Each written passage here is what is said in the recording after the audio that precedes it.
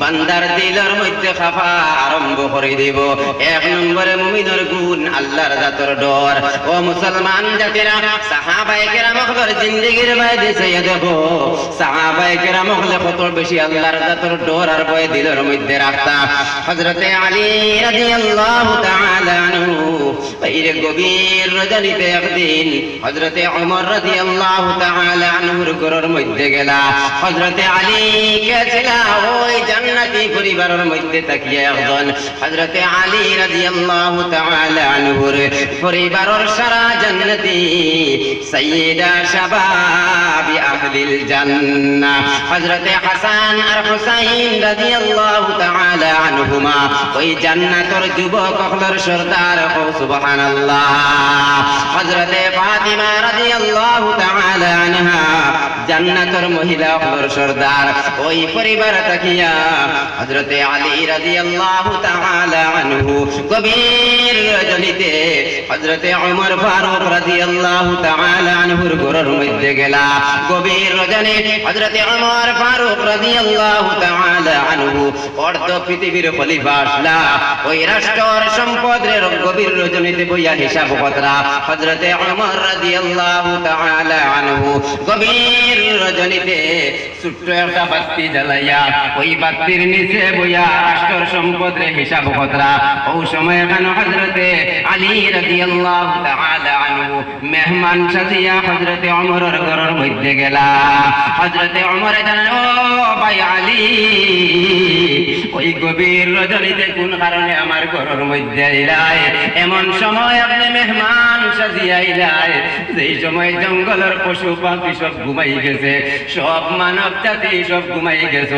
ওই সময় এখানে আপনি কোন কারণে আমার ঘরের মধ্যে আইলাই?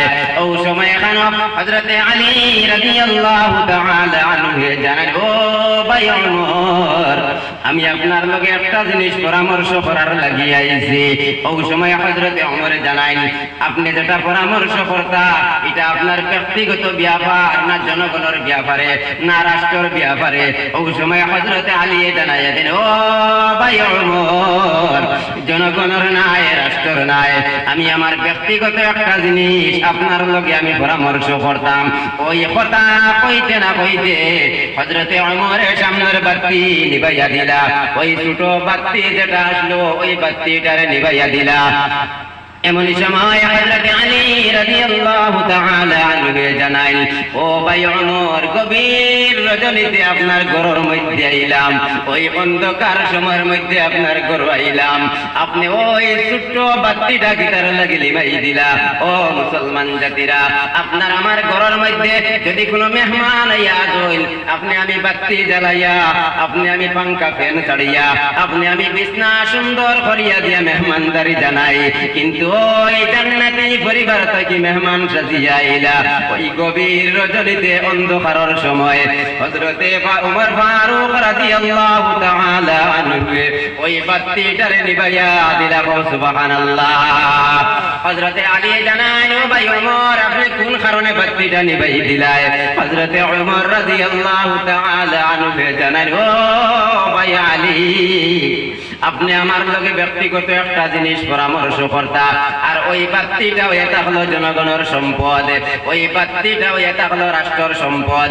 ও ভাই আলী, আপনার ব্যক্তিগত পরামর্শ করতে রাষ্ট্রের সম্পদ যদি আমি নষ্ট করিলাই, জনগণের সম্পদ নষ্ট করিলাই, কাল কিয়ামতের ময়দানে আসামির কাঠগড়ার মধ্যে উভা করাইয়া আল্লাহ যদি জিগায়, ও ওমর, জনগণের সম্পদ নষ্ট করিয়া রাষ্ট্রের সম্পদ নষ্ট করিয়া ব্যক্তিগত পরামর্শ কিতার লাগে হসলায় জবাব দাও।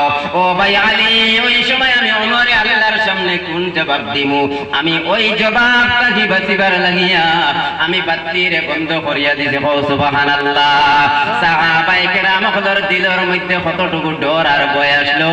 এই ডর, আল্লাহর জাতের ডর আর ভয় দিলের মধ্যে রাখা এক নম্বরে মুমিনের গুণ।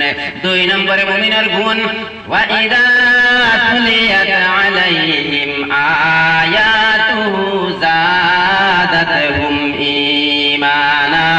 দুই নম্বরে মুমিনের গুণ যেই সময় বান্দার সামনে আল্লাহর কোরআন রে তিলাওয়াত করা হইব বান্দার সামনে যেই সময় কোরআনের আয়াত রে তিলাওয়াত করা হইব ওই তিলাওয়াত শুনিয়া বান্দার দিলের মধ্যে এমন মজা আইব যেই মজার কারণে ঈমানের ভোল্টেজ আরো বাড়িয়ে যাইব সুবহানাল্লাহ ওয়া ইযা তুলিয়াত আলাইহিম আয়াতু যাদাতহুম ঈমানা ওই কোরআন তিলাওয়াতের কারণে বান্দার ঈমানের ভোল্টেজ আরো বাড়িয়ে যাইব সুবহানাল্লাহ ও মুসলমান জাতিরা ও আমার